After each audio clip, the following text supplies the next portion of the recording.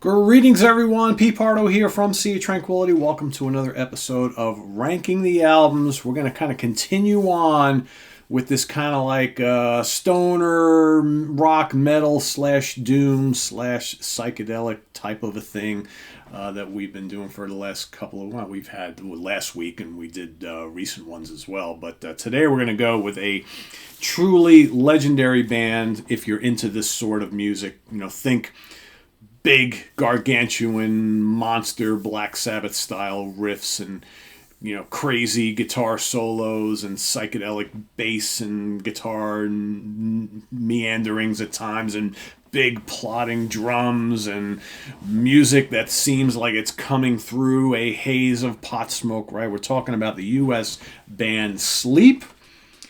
Classic band that have been around since the early 90s, yet, we really don't have a ton of material from them over the years. They kind of like packed it in, and members went about in different directions, of course. Matt Pike, guitarist from Sleep, also from High on Fire, right? This current band he's got going on now.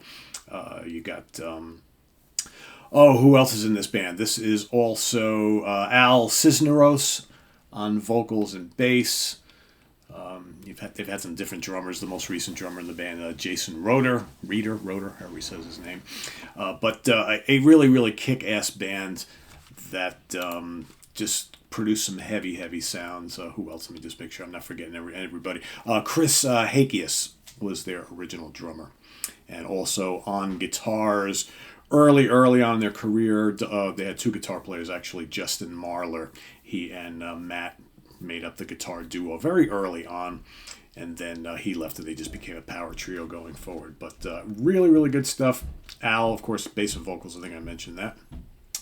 And only 4 full-length studio albums to their credits. They did have one 2-song EP, but we're not going to include that here. We're just going to talk about the main 4 releases.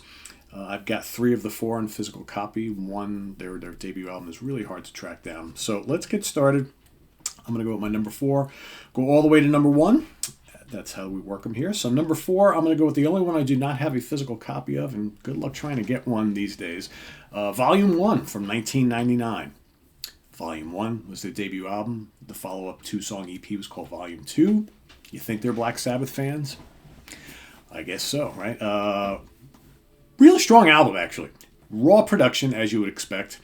I don't really care for the clanky drum sound throughout the album, but man, the riffs are massive and plentiful. It's fairly old school doom sounding. A lot of Sleep's core sound, I kind of harken back to like Master of Reality era Black Sabbath. To me, that's where I think the blueprint of this band kind of comes from. Maybe a little bit of early Pentagram as well. But really, really heavy riffs. I mean, massive riffs. Kicks off with Stillborn. It's got a big, heavy riff. Gruff vocals that kind of fit the music. You got The Suffering, which is slow, plodding, evil sounding, big, gargantuan riffs. Numb, another crusher. Great song. You have Anguish, slightly faster paced, but still bulldozingly heavy. This is one of those shows where I get to try and come up with as many different ways to describe heavy riffs as possible and not like overuse them, right? Not all that easy, but when you're talking about a band like this, that's kind of how you have to talk about some of these songs, right? Next up is Catatonic, which is a nice slow builder. The middle interlude has like a perfect like stoner metal vibe with a strong psychedelic influence. It gets like a little atmospheric. Got these little bass and guitar noodlings that kind of go around. Some of this stuff I can't pronounce. Nebuchadnezzar's Dream, I'm sure I butchered that, is a killer headbanger with a big behemoth riff. Love that song. Then you got The Wall of Yawn instead of The Wall of Sleep. How about The Wall of Yawn, right? Picks up the pace slightly. Another big masher. Love that one. The song Pray doesn't really do a lot for me. Kind of meanders.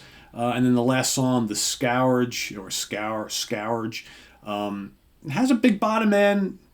Good groove. Some of the riffs are kind of sick, but it also kind of meanders a little bit. So for me, the first album is really, really strong. kind of loses steam a little bit towards the end, but I still think it's really, really strong.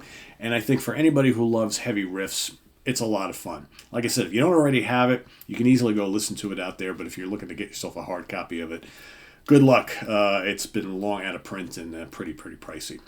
So that's my number 4.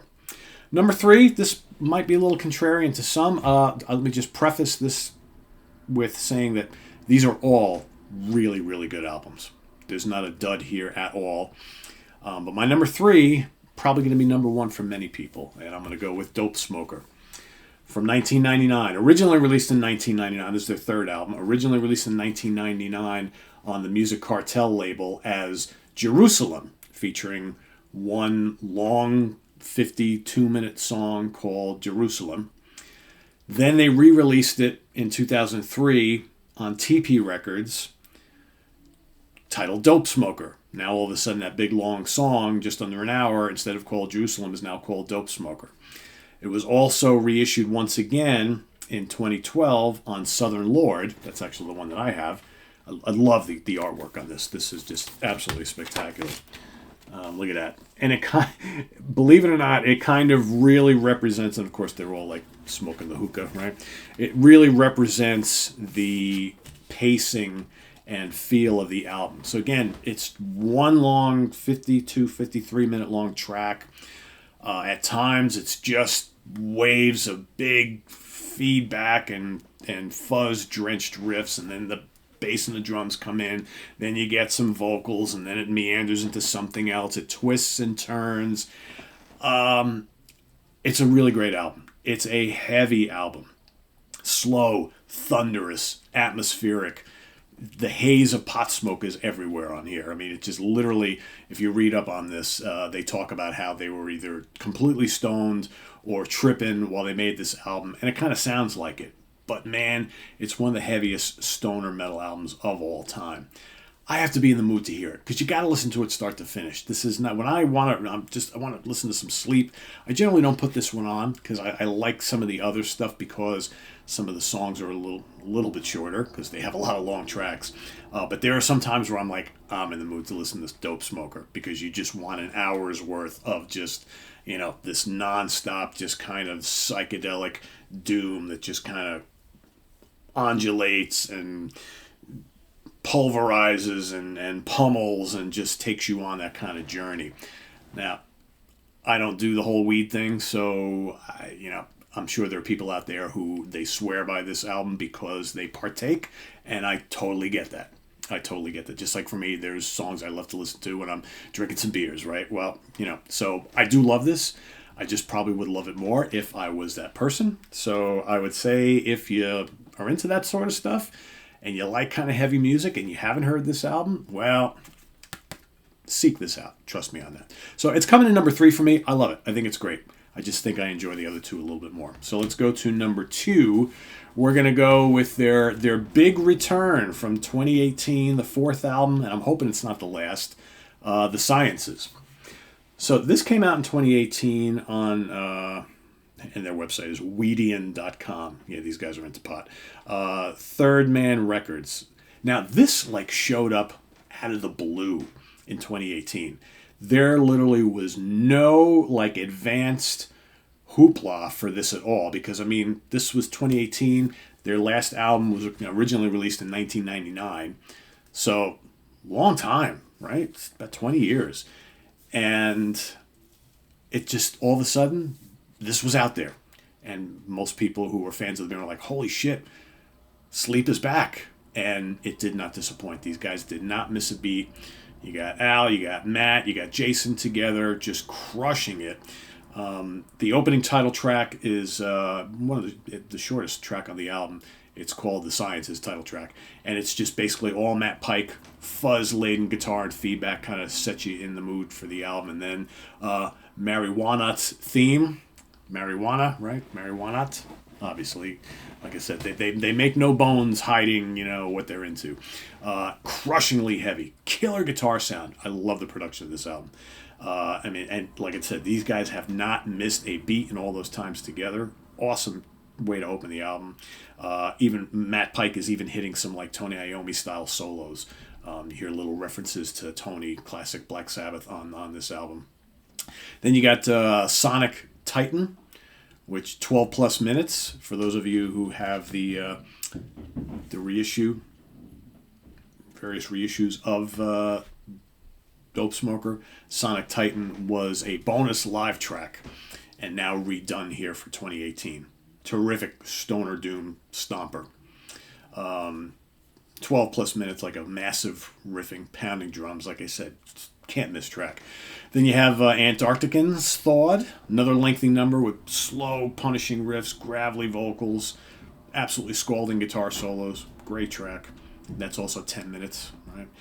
Then you've got Giza Butler, Giza Butler. Gee, that's got to be a reference to.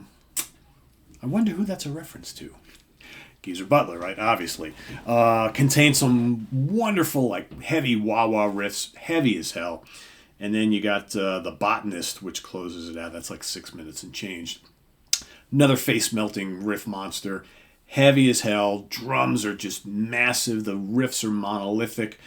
You have this really wicked psychedelic guitar solo from Pike on this one. It's just a total psych stoner gem. Really cool, but it's this song, The Botanist, is more of like a kind of like a slow simmering track as opposed to this big bulldozing doom type thing. But really, really great. I love how these guys mix the psychedelic edge in with all this big, doom type thing. Doomer.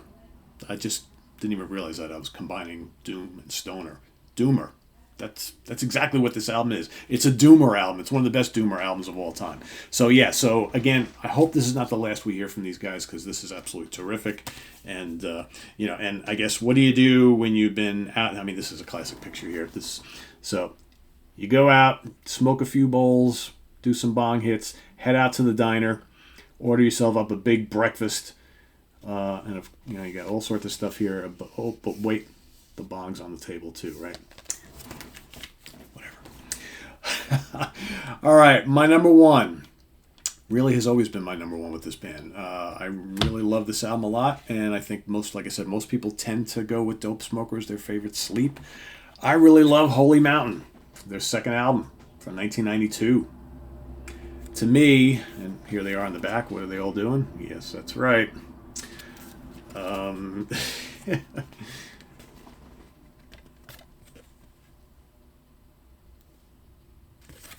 So to me, this, like I said before, this sounds like Master of Reality era Black Sabbath. This, to me, could be that long-lost album that maybe they recorded, that Sabbath recorded during the sessions of Master of Reality and just never released. That's kind of what it sounds like. It just crushes. And the opening track, Dragonaut, is killer. To me, there's plenty of hints to the great Sabbath track Lord of this World on it. Just listen to it. You'll hear it instantly. Awesome stuff. It's so heavy. Matt's guitars sound massive on here. Just absolutely massive. The Druid follows that up. Delightful heavy riff. Tons of groove. Sounds to me like if Lynyrd Skynyrd went doom, that would be Druid. Classic stuff. Screaming guitar solos. Amazing stuff. Evil Gypsy / Solomon's Theme, another crusher. Lethal drumming. Riffs galore.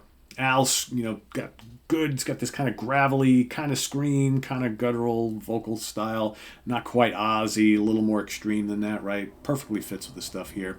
You got a quick little throwaway, like bluesy thing, guitar thing called Some Grass. It's kind of neat. Just doesn't really fit here. It's a way to waste like 40, 50 seconds. Then you get the big pile driving wave of distortion that is Aquarian, which is just, again, massive. Sounds like Black Sabbath on acid. Strong psychedelic vibe on it too. You get the bulldozing title track, 9 plus minutes of stoner doomer bliss, right? So heavy. You get Inside the Sun, which picks up the pace substantially, at least in the beginning of the track. And then the feedback and the funeral riffing kicks things in. Everything slows to like a death crawl. Oh man, so good. So good. You get From Beyond, another epic length, slow doom monster. The riffs are intense. And then you get the dark, evil closer that is Nain's Baptism. Also slow, ponderous, and just like, just amazing. This album is so heavy. I love it. And if you look carefully, all this little color in the black and white, well, these are all, I guess, well, you know what all that is. Anyway, so yeah, this is a great catalog. This is one of the great bands if you love this sort of thing.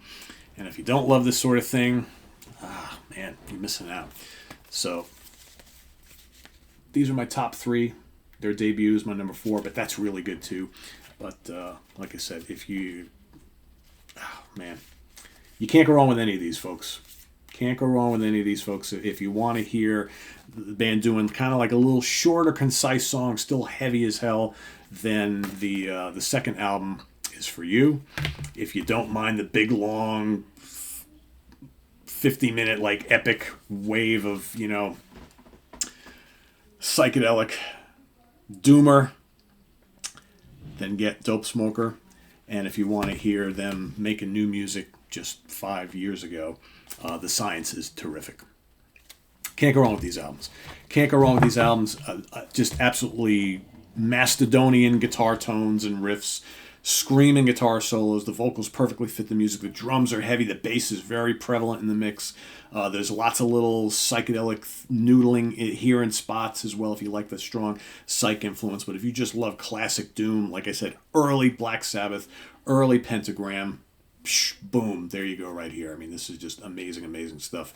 And Mike Pike is just he's a real guitar talent. I mean, I love the stuff he does in High on Fire as well, but Sleep is a little more kind of like fully my kind of thing, right? I mean, I love High on Fire, but I like Sleep even more. So again, whether we see them down the road somewhere once again, I hope so, because these guys are pretty special. So anyway, there you have it, everybody. Rank them as you like them in the comments below, and let us know what you think of this great band, Sleep. And we'll have some more stuff coming up for you next weekend. I think I am going to do Firebird next week. Another really cool band that probably many of you haven't heard. I only actually just got introduced to them not long ago, and they don't have a lot of albums, and I've been listening to them a ton, and that should be a lot of fun. That's the kind of like heavy rock, proto-metal, heavy blues rock band from guitar player from Carcass, right? So that's good stuff. Christian Canzoneri and I will be ranking the catalog of Baroness coming up in a couple weeks. I forget exactly what date we're doing that. It's coming up fairly soon. So there's that as well. I got all sorts of other stuff to work on here as well. So yeah, the list of album ranking shows that are in the queue are pretty immense. So there's plenty of that coming up. So stay tuned, right? So we got more metal, prog, hard rock, all sorts of stuff. Might even do Blondie in the not too distant future as well. So there's going to be all sorts of interesting things happening. So yeah, so there you have it. Visit us on the web at www.seatranquility.org. We're on Facebook, we're on YouTube, all together, all the damn time. I am remiss to mention our brand new, I'm calling this the Release the Kraken shirt from Sea of Tranquility, but this is labeled on our website as the Octopus shirt. Very, very cool. Comes in all sorts of different colors, so you can get like dark chocolate and tan and blue and orange, and I think there's green and black and all sorts of stuff. So all sorts of sizes, all sorts of colors. It's available on the link that's below. We also have the link to our Ko-Fi page for channel donations as well. So thanks for watching, everybody, and please do hit the like button before you leave. We'll see you tomorrow night on the Hudson Valley Squares. We've also got the Monsters Den this week, Friday morning at the Funhouse with Martin Popoff, and then we'll see you back here next Sunday with Ranking the Albums. So till then, I am Pete Pardo. Thanks for watching, everybody. See you real soon. Enjoy the rest of your weekend. Bye-bye.